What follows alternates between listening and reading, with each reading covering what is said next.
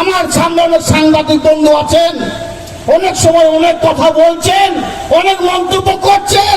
সেই সাংবাদিক বন্ধুদের বলবো, আজকে মঞ্চের চিত্রটা একটু দেখাবেন, মঞ্চের চিত্র দেখাবেন। মঞ্চে কারা আছে?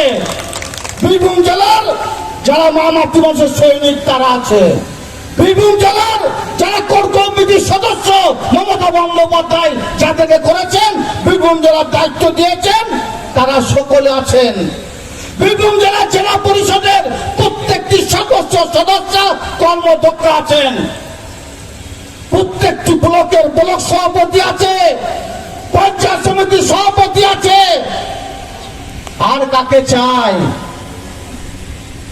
এখন কি কোন রহস্য দেখতে পাচ্ছেন? কোন গন্ধ দেখতে পাচ্ছেন? বন্ধুদের উদ্দেশ্যে আমার প্রশ্ন, আপনারা একটু যান ধূপসারা দলীয় কার্যালয়।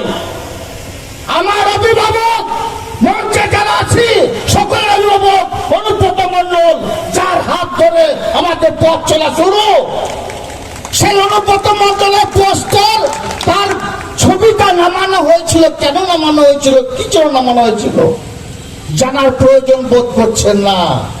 সবে নির্মমভাবে হত্যা করা হয়েছিল। তো দুটো ফলক অলরেডি ছিল, তারপর নানু ব্লকে সকলে মিলিতভাবে আলোচনা করে দুটো ফলকই রাখা হয়েছে এবং একটা ফলকে 14 জনের নাম এবং একটা ফলকে 11 জনের নাম রেখে এটা এবছর শহীদ দিবস পালন করা হলো। এটা সকলে মিলিতভাবে সিদ্ধান্ত নেওয়া হয়েছিল। বিভিন্ন সংবাদ মাধ্যমে বিভিন্ন রকম খবর করা হয়েছে। আমাদেরকে বলবো যে অনেক সংবাদ মাধ্যমে বন্ধুরা আছেন যারা যায় না পড়াশোনা করে সংবাদ মাধ্যমে কাজটা করছেন কিনা। সংবাদ মাধ্যম একটা চতুর্থ স্তম্ভ, এর উপর অনেক কিছু ডিপেন্ড করে। মানুষকে ভুল পথে পরিচালনা করার আগে, ভুল বার্তা দেওয়ার আগে বিষয়টা সম্পর্কে ভালো করে জানা দরকার।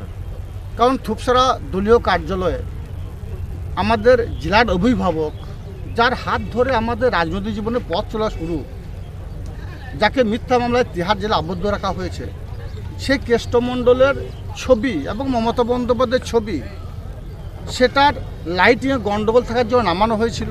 কোনো সংবাদ মাধ্যম বন্ধু সেটাকে নিয়ে বিভিন্ন ধরনের লম্বা চওড়া উঁচু নিচু করে খবর করছেন। আগে জানুন, সত্যতা জানুন। সংবাদ মাধ্যমের বন্ধুদের কাছে আমার বিশ্বাস, আমরা আসল সত্য উদ্ঘাটন করবেন, এটাই আপনাদের ডিউটি, এটাই আপনাদের কাজ। তাহলে কোথা থেকে অনুব্রত মণ্ডল বা অন্য কোনো নাম এগুলো কি করে আসছে, আমরা কেন এগুলো কোন সূত্র থেকে পাচ্ছেন, সেই সূত্রটা খোঁজার আশায় আমি পাগল হয়ে গেলাম। সেই সূত্রটা আমাকে বলবেন, কোন সূত্রে আমরা এগুলো পাচ্ছেন।